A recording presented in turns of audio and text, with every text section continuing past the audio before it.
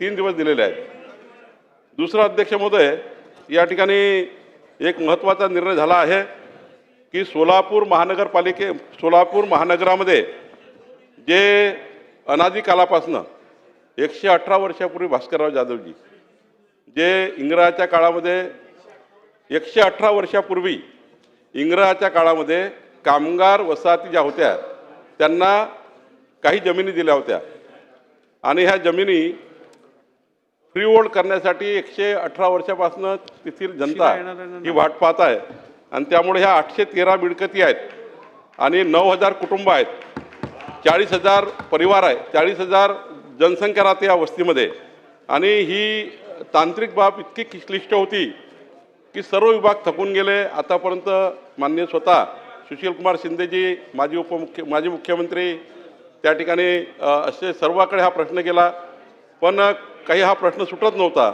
पण राज्याचे मुख्यमंत्री देवेंद्र फडणवीसजी यांनी माझ्यावर जबाबदारी दिली आणि हा प्रश्न सोडण्याकरता आम्ही या ठिकाणी पुढाकार घेतला आणि मला या गोष्टीचा अभिमान आहे की काल मंत्रिमंडळाच्या बैठकीमध्ये हा निर्णय झाला की आता सोलापूरमध्ये B2 मध्ये असलेल्या 813 प्रॉपर्टीज ज्यामध्ये 9000 परिवार आहे यांना आता फ्री होल्ड करण्यात आलेला आहे। आणि फ्री होल्ड करताना 1989चा जो रेडी रेकनर होता, आजचा नाही, 1989च्या रेडी रेकनरच्या 2.5% पैसे, फक्त 2.5%, 89च्या रेडी रेकनरच्या 2.5% पैसे एवढाच त्या ठिकाणी घेण्याचा निर्णय घेतलेला आहे। त्यामुळं या ठिकाणी सोलापूरच्या B2च्या सर्व प्रॉपर्टी आता फ्री होल्ड होणार, हा ऐतिहासिक निर्णय झालेला आहे। आणि एखाद्या निर्णयाच्या मागे किती लागायचं, एखादं काम करून घेण्याकरता किती पाठपुरावा करायचा, याचं उत्तम उदाहरण त्या भागाचे आमदार देवेंद्र कोठे आहेत। मी देवेंद्र कोठेंचा आभार मानतो की निवडून आल्याबरोबर त्यांनी या ठिकाणी हा प्रश्न सरकारकडे लावून धरला आणि आज या ठिकाणी या प्रॉपर्टी फ्री होल्ड करण्यामध्ये देवेंद्र कोठेजी यांचं खूप मोठं योगदान आहे। मी माननीय मुख्यमंत्र्यांचा आभार मानतो आणि देवेंद्र कोठेचे अभिनंदन करतो। अध्यक्ष महोदय, आपण मला याच्यावरती बोलण्याची संधी दिली।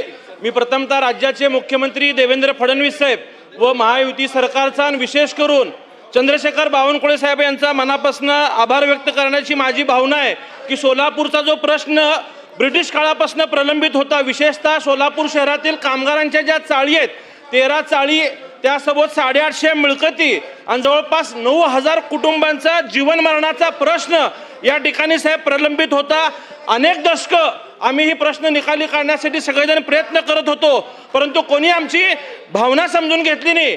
आम्ही मुख्यमंत्री फडणवीस साहेबांना विनंती केल्यानंतर बावनकुळे साहेबांनी ह्या विषयी लक्ष घातलं आणि आम्ही साहेबांना सांगितलं की ज्या जमिनी आम्हाला ब्रिटिश काळामध्ये खरेदी खताने आणि कबुलियतीने विकत दिलेले आहेत, अशा जमिनीवरती चुकीच्या पद्धतीने त्या ठिकाणी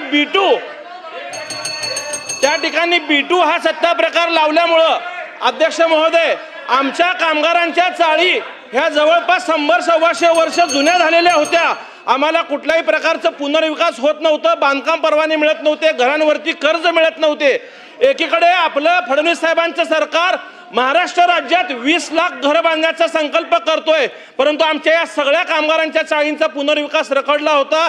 आम्ही बावनकुळे साहेबांना विनंती केली की आपण हे काम करून द्यावं आणि त्यांनी फक्त 2.5% वरती आम्हाला हे काम करून दिल्यामुळं आणि विशेषतः सोलापूरचे आमचे पालकमंत्री जयकुमार गोरे साहेब सुद्धा सातत्याने यासाठी पाठपुरावा करत होते आणि यातनं साहेब निश्चितच अनेक दशकं रखडलेला हा विषय मार्गी लागलाय।